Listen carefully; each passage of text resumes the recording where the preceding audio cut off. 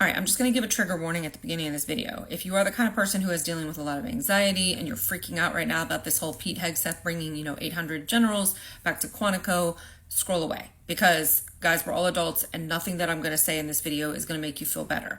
But I'm going to tell you the truth. I'm going to give you some facts and some historical reference just to kind of help us all process and maybe kind of understand what's happening and what is really important in this moment. We all know what happened. He called back 800 generals and their top enlisted staff. Okay, they're all to assemble at Quantico, in short order by 30 September. All right.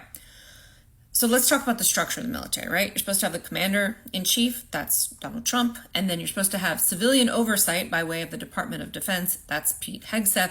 But of course, Pete Hegseth is politically captured and he's living in Donald Trump's pocket. So there goes one check and balance. Then you would have Congress, which would be the other one, but of course they're on their knees. So basically this is a runaway train at this point. I keep hearing people say like, oh, it's like Night of the Long Knives, blah, blah, blah, blah, blah. But I don't think that's what this is like at all. And I'll tell you what I think it's like. It came after that.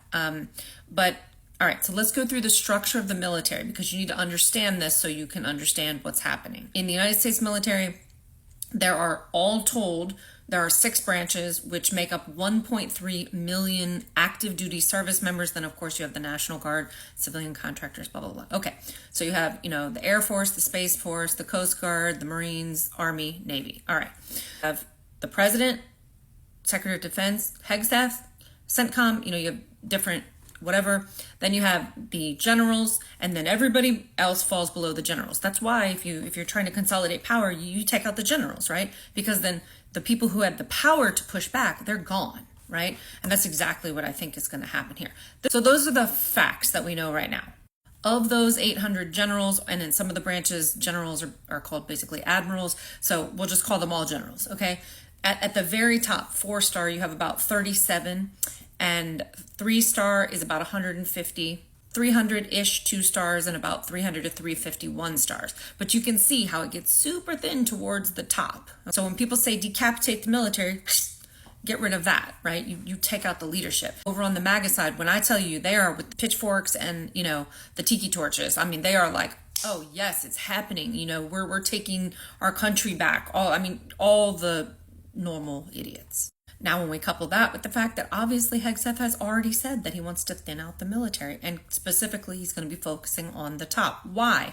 Because he's going to, I can guarantee you, well, I can't guarantee you, but I think you guys are all smart enough to know that they're going to call all these people in. Okay, I'm speculating here, and then I'm going to go back to some facts. This is speculation. My guess is that they're going to pull these people in, they're going to cut out the people at the very top, and they're going to install loyalists. And then you're going to see very quickly, and I'll explain why, everybody who's going to be just going to come like this, okay?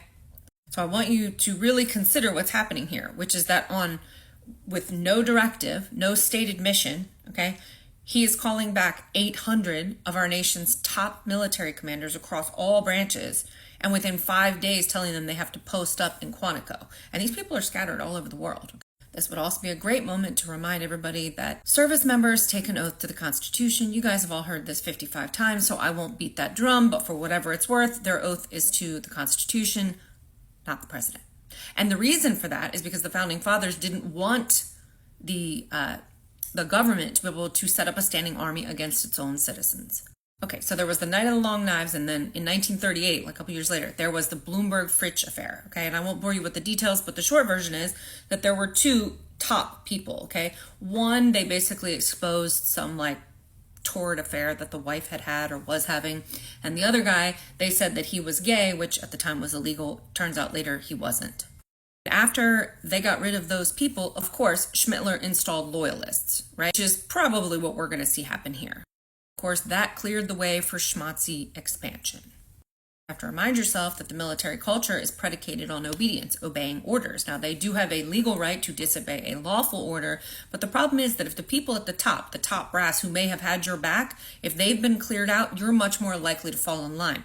And in Nazi Germany, what happened? That's exactly what happened. The soldiers, the rank and file, who didn't agree with what Schmittler was doing, they still obeyed his orders. And when asked later, why did you obey your order? They were, in papers and books and whatever, that basically they justified it to themselves that they were defending Germany. They weren't working for Schmittler. It's an interesting time to note that the officer corps leans more Republican, but that the rank and file, right, the enlisted people, I think it was when they did the military survey in 2020, they found that the enlisted people, okay, 44% of them were Republican, 16% Democrat, and everybody else said independent or unaffiliated. Does that really matter? No, but it's important to remember that the military is not a political monolith, right? Not everybody is Republican. So I thought this was just a good little moment from history so we could all see what happens when they gut the leadership and then what happens with the rank and file under them. So this is where it becomes really, really imperative that people, right, you, me, the citizens, were paying attention and pushing back in every and any way possible, because the checks and balances, right, the circuit breakers that are supposed to be there aren't there. Pete Hegseth politically captured, Congress on their knees. So what does that leave? That leaves the civilians, the courts, and the desperate hope that the people in the military are going to disobey an unlawful order. Now, I don't know what's going to happen, but I can say that the military's, I wouldn't want to be in the military right now, because they're going to find themselves in a real tough spot. Because if they do fall in line and they do whatever Trump wants them to do, then they will never have the respect of the American people again. Well, they will have the respect of MAGA people, but there'll be no more of this, like, thank you for your service. It'll just be with great disgust. They'll be looked at the way that, schmaltzy soldiers were. So I don't know what happens from here, guys, but, what I want to always be is present. I always want to come on here and say what I know. I never want to lie to you or deliberately scare the shit out of you. That's never my goal. But I want to arm you with knowledge and a touch point from history. That's what I think we're looking at here. I don't know what happens from here. But I will be here with you as long as that is possible on this app. Knowledge just always calms me down. I hope it was helpful.